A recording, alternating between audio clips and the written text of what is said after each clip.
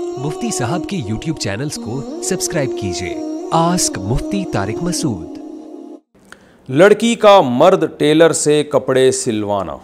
अगर एक लड़की एक मर्द टेलर के पास जाकर इससे कपड़े सिलवाती है तो इसके बारे में क्या अहकामात हैं? भाई ये बड़ी गैरत और हया के ख़िलाफ़ है।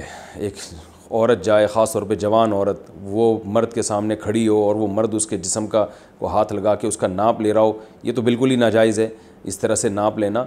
और अगर वो अपने कपड़े भेज देती हैं कि भाई इस नाप के कपड़े बना दो, तो हराम का तो नहीं है, लेकिन बहरहाल गैरत और हमीयत के ख़िलाफ़ है, औरत की हया के ख़िलाफ़ है कि वो इस जो है ना किसी मर्द को इतना फ्री करा ले कि वो उसको जो है ना पूरे जिस्म का नाप उसको दे दे। ये बहरहाल मैं नहीं कह रहा हराम और हराम और हलाल से इसका ताल्लुक़ नहीं है।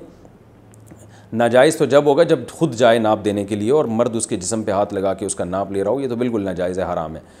और लेकिन अगर अपने कपड़े भेजती है नाप के लिए तो ये भी हया के ख़िलाफ़ है। पहले ज़माने में औरतें तो अपने कपड़े तारों पे लटकाती थीं ऐसी जगह पे जहाँ मर्दों की नज़र न पड़े। कोई मेहमान घर में आता था ड्राइंग रूम में तो फ़ौरन अपने कपड़े वहाँ से हटाती थीं।